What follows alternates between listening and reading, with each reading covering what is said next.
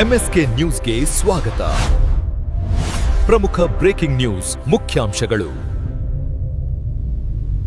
Sensor ಪ್ರಮಾಣ ಪತ್ರದ ಕುರಿತಾದ ಭಾರೀ ವಿವಾದದ ನಂತರ ಮದ್ರಾಸ್ ಹೈಕೋರ್ಟ್ ಶುಕ್ರವಾರ ಸೆನ್ಸಾರ್ ಮಂಡಳಿಗೆ ವಿಜಯ್ ಅವರ ಜನನಾಯಕನ್ ಚಿತ್ರಕ್ಕೆ ಯುವ ಪ್ರಮಾಣ ಪತ್ರವನ್ನು ನೀಡುವಂತೆ ಆದೇಶಿಸಿದೆ. ವಿಜಯ್ ಪೂರ್ಣಾವಧಿ ರಾಜಕೀಯಕ್ಕೆ ಪ್ರವೇಶಿಸುವ ಮೊದಲು ಜನನಾಯಕನ್ ಅವರ ಕೊನೆಯ ಚಿತ್ರವಾಗಿದೆ. ಮಾರ್ಪಾಡುಗಳನ್ನು ಮಾಡಿದ ನಂತರ ಪ್ರಮಾಣ ಪತ್ರವನ್ನು ನೀಡುವಂತೆ ಮದ್ರಾಸ್ ಹೈಕೋರ್ಟ್ ಸೆನ್ಸಾರ್ ಮಂಡಳಿಗೆ ಆದೇಶಿಸಿದೆ. ಜನನಾಯಕನ್ ಮೂಲತಃ ಇಂದು ಜನವರಿ 9 ರಂದು ಬಿಡುಗಡೆಯಾಗಬೇಕಿತ್ತು. ಆದರೆ ಇದೀಗ ಮುಂದೂಡಿಕೆಯಾಗಿದೆ.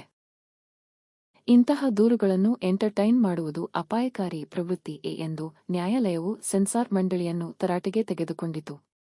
ಸಿನಿಮಾವನ್ನು ಸಿಬಿಎಫ್ಸಿ ಪರಿಶೀಲನಾ ಸಮಿತಿಗೆ ಕಳುಹಿಸಲಾಗುವುದಿಲ್ಲ.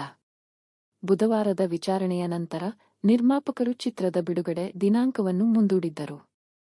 1 ತಿಂಗಳ ಹಿಂದೆ ಸಲ್ಲಿಕೆಯಾಗಿದ್ದರೂ ಕೇಂದ್ರ ಚಲನಚಿತ್ರ ಪ್ರಮಾಣೀಕರಣ ಮಂಡಳಿಯಿಂದ ಪ್ರಮಾಣ ಪತ್ರವನ್ನು ಪಡೆಯಲು ಚಿತ್ರ ವಿಫಲವಾದ ನಂತರ ಕೆವಿಎನ್ ಪ್ರೊಡಕ್ಷನ್ಸ್ ನ್ಯಾಯಾಲಯದ ಮೆಟ್ಟಿಲೇರಿತ್ತು.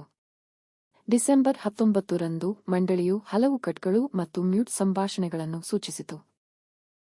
ನ್ಯಾಯಾಲಯದ ವಿಚಾರಣೆಯ ಪ್ರಕಾರ ಸಿಬಿಎಫ್ಸಿ ಸದಸ್ಯರು ಆರಂಭದಲ್ಲಿ ಚಿತ್ರದ ಹೆಚ್ಚಿನ ಮಟ್ಟದ ಹಿಂಸಾಚಾರದ ಬಗ್ಗೆ ಕಳವಳ ವ್ಯಕ್ತಪಡಿಸಿ ಸಾರ್ವಜನಿಕ ವೀಕ್ಷಣೆಗೆ ಇದು ಅತಿಯಾದದ್ದು ಎಂದು ಪರಿಗಣಿಸಿದ್ದರು. ನಿರ್ಮಾಪಕರನ್ನು ಹಲವಾರು ಕಡಿತಗಳನ್ನು ಮಾಡಲು ಕೇಳಲಾಯಿತು, ಅವರು ಅದನ್ನು ಪಾಲಿಸಿದ್ದಾರೆ ಎಂದು ವರದಿಯಾಗಿದೆ. ಆದರೆ ಒಬ್ಬ ಸದಸ್ಯರು ಕೊನೆಯ ಕ್ಷಣದಲ್ಲಿ ಹೆಚ್ಚುವರಿ ಸಮಸ್ಯೆಗಳನ್ನು ಎತ್ತಿದರು.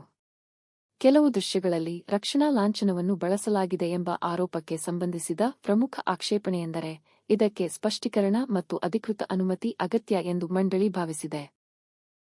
ಇದು ಮಾರ್ಗಸೂಚಿಗಳನ್ನು ಉಲ್ಲಂಘಿಸುತ್ತದೆಯೇ ಎಂದು ನಿರ್ಧರಿಸಲು ವಿಷಯವನ್ನು ಪರಿಶೀಲನೆಗಾಗಿ ವಿಷಯ ತಜ್ಞರಿಗೆ ಉಲ್ಲೇಖಿಸಲಾಗಿದೆ. ಈ ಆಕ್ಷೇಪಣೆಗಳಿಂದಾಗಿ ಪ್ರಮಾಣೀಕರಣ ವಿಳಂಬವಾಗಿದೆ. ಎಲ್ಲವೂ ಅಂದುಕೊಂಡಂತೆ ಆಗಿದ್ದರೆ ಇವತ್ತು ತಮಿಳು ನಟ ವಿಜಯ್ ನಟನೆಯ ಜನನಾಯಕನ್ ಇಂದು ತೆರೆ ಕಾಣಬೇಕಿತ್ತು. ಆದರೆ ಸೆನ್ಸಾರ್ ಸಮಸ್ಯೆಯಿಂದಾಗಿ ಚಿತ್ರ ಬಿಡುಗಡೆಯಾಗುತ್ತಿಲ್ಲ. ಇದು ವಿಜಯ್ ಅಭಿಮಾನಿಗಳಿಗೆ ಎಷ್ಟು ಬೇಸರ ತಂದಿದೆಯೋ ಗೊತ್ತಿಲ್ಲ. ಆದರೆ ಬೇರೆ ಬೇರೆ ಸಿನಿಮಾ ತಂಡಗಳಿಗೆ ಮಾತ್ರ ತಲೆನೋವಾಗಿರುವುದು ಪಕ್ಕಾ.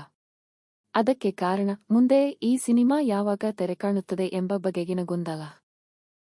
ಯಾವುದೇ ಸಿನಿಮಾ ತಂಡವಾಗಲಿ ದೊಡ್ಡ ಸಿನಿಮಾಗಳ ಅಥವಾ ಸ್ಟಾರ್ ನಿರೀಕ್ಷಿತ ಸಿನಿಮಾಗಳು ಬಂದು ಹೋಗಲಿ ಕಾರಣದಿಂದ ಕೆಲವು ಸಿನಿಮಾಗಳು ತಮ್ಮ ರಿಲೀಸ್ ಬಗ್ಗೆ ಗೊಂದಲಕ್ಕೆ ಸಿಲುಕಿವೆ.